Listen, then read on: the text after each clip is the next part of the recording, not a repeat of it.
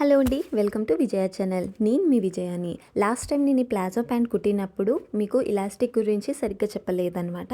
అయితే ఇవాళ ఈ వీడియోలో ఇలాస్టిక్ ఎలా వేసుకోవాలి, ఎలా కటింగ్ చేసుకోవాలో చూసేద్దాము. చాలామంది నన్ను డీటెయిల్గా ఫుల్ వీడియో అడిగారు కాబట్టి ఫుల్ వీడియో చేస్తున్నాను. ముందుగా అయితే మనము ప్యాంట్కి 1 ఇంచ్ ఎక్స్ట్రా మార్క్ చేసుకుంటాం కదా, సేమ్ అలాగే మార్క్ చేసేసుకోవాలి. కానీ నడుము దగ్గర క్రాస్లో కాకుండా ఇలా స్ట్రైట్గా మార్క్ చేసేసుకోవాలి. అదేవిధంగా నడుము ఎంత ఉందో ఎగ్జాక్ట్గా మార్క్ చేద్దాం. ఇలాస్టిక్తో సహా మార్క్ చేసుకున్నాను. అయితే ముందుగా ఇలాస్టిక్ సైజ్ ఎంత ఉందో చెక్ చేసేసి తర్వాత ఒక 1/2 ఇంచ్ ఎక్స్ట్రా మార్క్ చేసేసుకోవాలి. ఇప్పుడు దీన్ని యాజ్ ఇట్ ఈస్గా కట్ చేసేసుకోవాలి.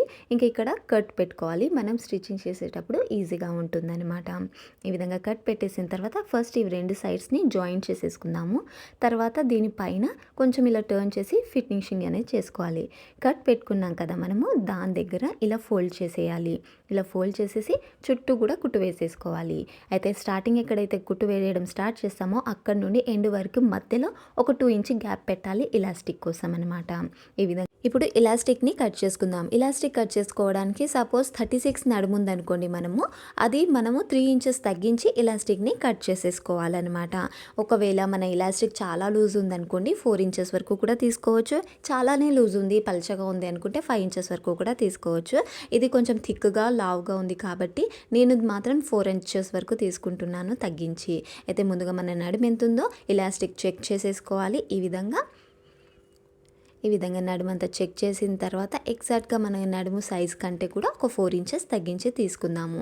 నేనైతే ఇక్కడ 35 వచ్చింది, దానికి ఒక 4 ఇంచెస్ని తగ్గించి ఈ విధంగా మార్కింగ్ చేసేసుకున్నాను. మీరు 3 కూడా తీసుకోవచ్చు, 4 కూడా తీసుకోవచ్చు. నేనైతే ఇక్కడ 4 తీసుకుంటున్నాను. ఈ విధంగా మార్క్ చేసుకున్న తర్వాత దీన్ని కట్ చేసేయాలి ఎక్స్ట్రా అనేది. ఇప్పుడు ఈ ఇలాస్టిక్ మనకు ప్యాంట్లోకి వెళ్తుందనమాట. సో చాలా సింపుల్గానే ఉంటుంది ఇలాస్టిక్ వేయడం. మీకు ఈ పద్ధతి అర్థం కాలేదు అనుకుంటే నాకు కామెంట్ చేయండి. నెక్స్ట్ ఇంకో పద్ధతి చూసాను, అదైతే డెడ్ ఈజీగా ఉంటుంది. సో నెక్స్ట్ వీడియోలో మీకు కావాలంటే అది చూపిస్తాను. ఇప్పుడైతే ఈ పద్ధతి అయితే తెలుసుకోండి.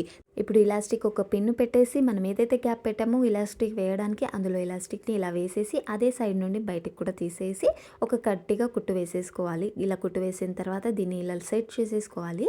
ఇది సెట్ అయిన తర్వాత ఈ గ్యాప్ ఉంటుంది కదా, ఈ గ్యాప్ని కూడా కవర్ చేసేద్దాం.